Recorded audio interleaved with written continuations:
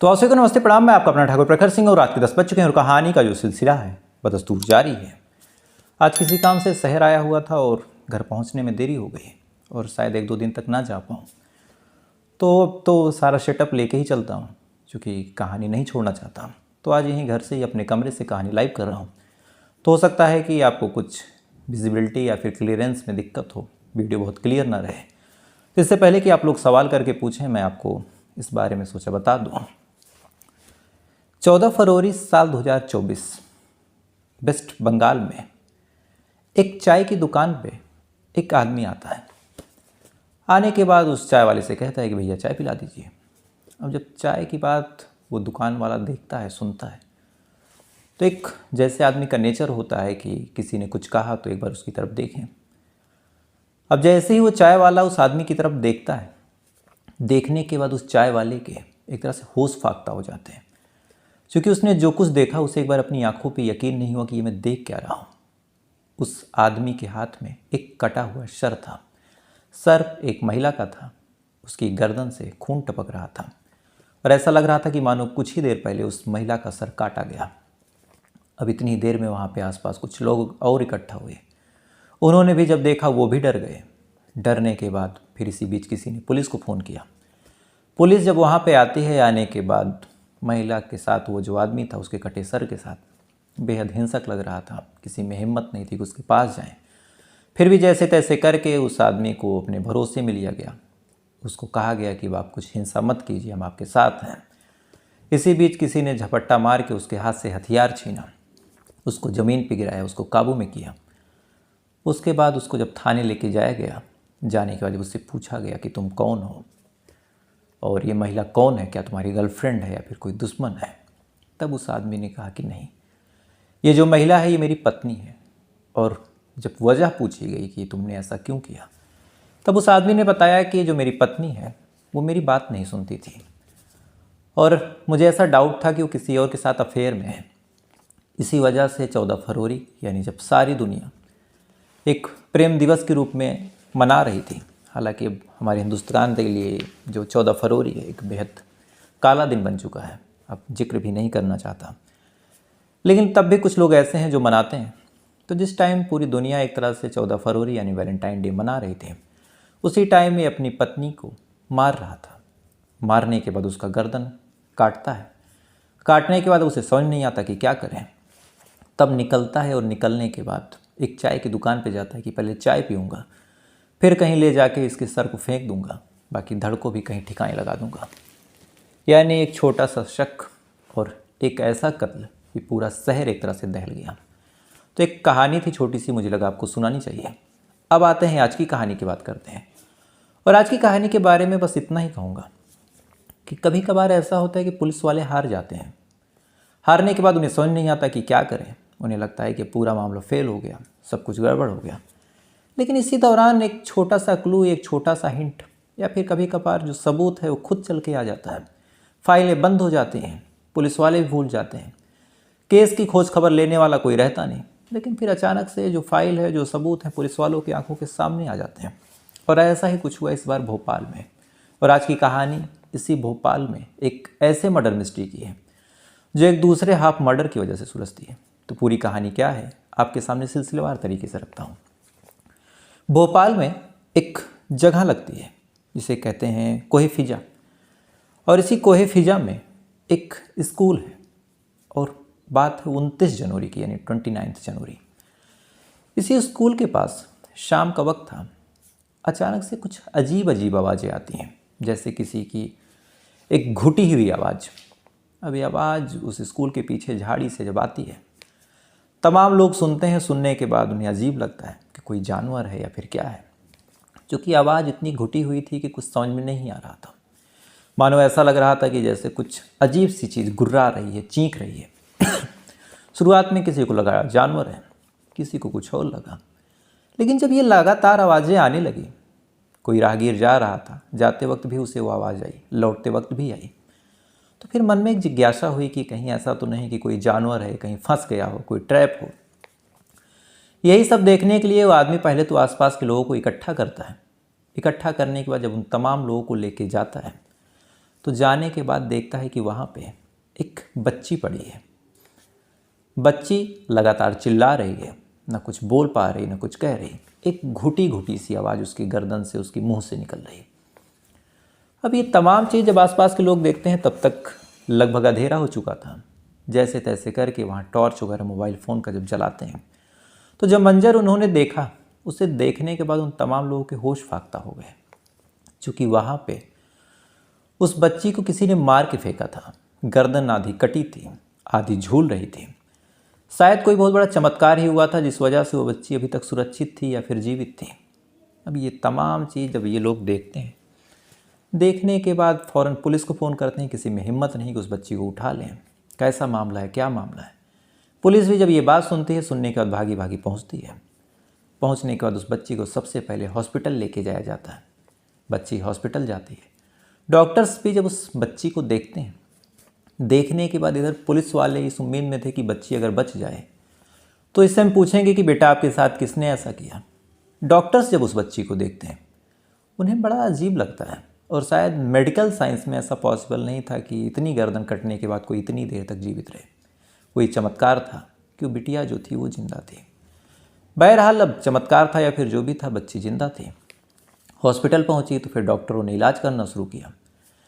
इधर जब शहर में ये बात फैली कि कोई ऐसी बच्ची मिली है, तो आसपास के तमाम लोग भी परेशान कि कहाँ का मामला है, कहीं उस बच्ची के साथ किसी ने दुष्कर्म तो नहीं किया।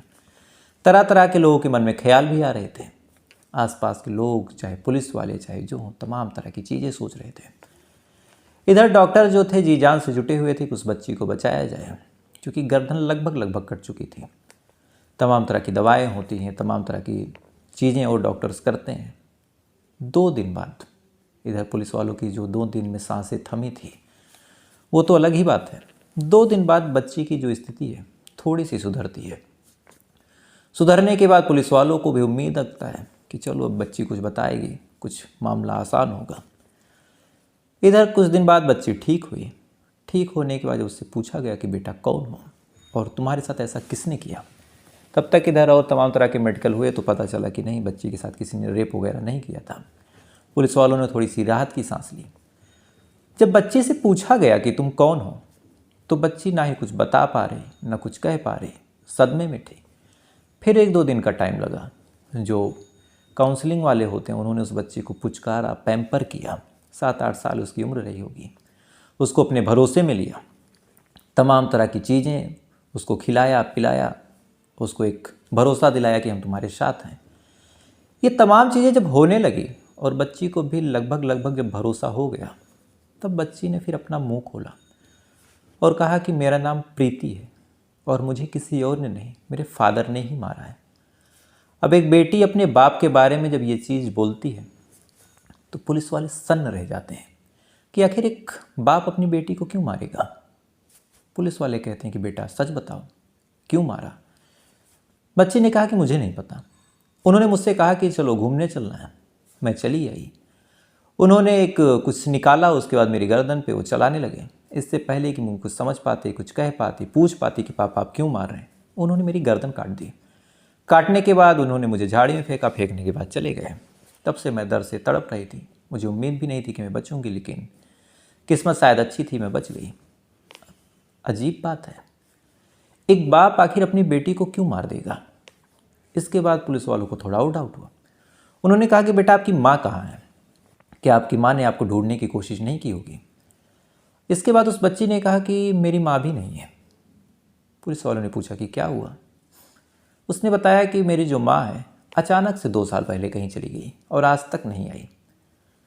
अब एक बाप जो अपनी बेटी को मारना चाह रहा, माँ अचानक से कहीं चली गई, वापस आई नहीं। एक बार पुलिस वालों के मन में डाउट हुआ कि ये बच्ची कहीं पागल वागल तो नहीं है, इस तरह की कैसी बातें बोल रही। बहरहाल पुलिस वालों ने पूछा कि तुम रहती कहाँ हो। तब उस बच्ची ने अपना एड्रेस बताया और कहा कि सर मेरा घर इसी भोपाल में एक कॉलेज रोड है, सैफिया कॉलेज रोड, और इसी सैफिया कॉलेज रोड में एक जगह लगती है मिलन मैरिज हॉल, वहीं पे मेरा घर है, और मेरे जो फादर हैं उनका नाम है तेज सिंह लोधी। पुलिस वाले पूरा एड्रेस लेते हैं। लेने के बाद तेज सिंह के पास आते हैं। आने के बाद पूरा मामला बताते हैं। कहते हैं कि आपकी कोई बेटी है। तेज सिंह कहते हैं कि हाँ। बताते हैं कि उसकी ऐसी ऐसी हालत में वो मिली थी और बता रही कि आपने ही उसको मारा है और आपको हमारे साथ चलना होगा। अब तेज सिंह लोधी जब ये बात सुनते हैं तो सुनने के बाद रोने लगते हैं और कहते हैं कि मेरी बेटी तो पागल है और मैं खुद परेशान हूँ, उसको ढूंढने की कोशिश कर रहा हूँ और क्या ही बताऊँ। अब पिता ये कह रहा, बेटी अलग कह रही। पुलिस वाले अब कंफ्यूज हैं। लेकिन अब पिता के बातों में एक डाउट उठता है, अगर बेटी को वो ढूंढने की कोशिश कर रहा था तो अब तक कोई कंप्लेन वगैरह क्यों नहीं की। अब ये चीज़ जब पुलिस वाले सोचते हैं तो सोचने के बाद उन्हें लगता है कि हाँ, इस बात में तो पॉइंट है। उसके बाद उन्होंने पिता को अपने साथ ले जाने का फैसला किया।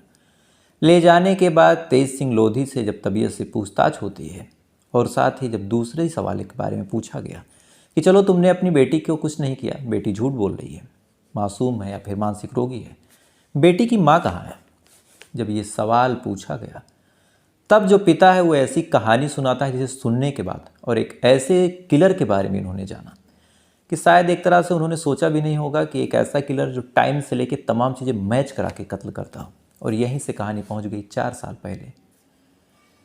दरअसल इस कहानी की असल शुरुआत होती है एक महिला की ज़िंदगी से जिसका नाम था संगीता। संगीता शादीशुदा थी, शादी से एक बिटिया हुई थी जिसका नाम प्रीति रखा। लेकिन जैसी बेटी कुछ साल की होती है, लगभग 2 या 3 साल की, जो संगीता के हस्बैंड थे उनकी तबीयत खराब होती है। तबीयत खराब होने के बाद उनकी डेथ हो जाती है। अब हस्बैंड की डेथ हो गई, बेटा होता तो शायद परिवार वाले कुछ ख्याल भी रखते। बेटी होती है तो वो लोग नाराज़ होते हैं, कहते हैं कि एक बोझ सर पे छोड़ के चला गया।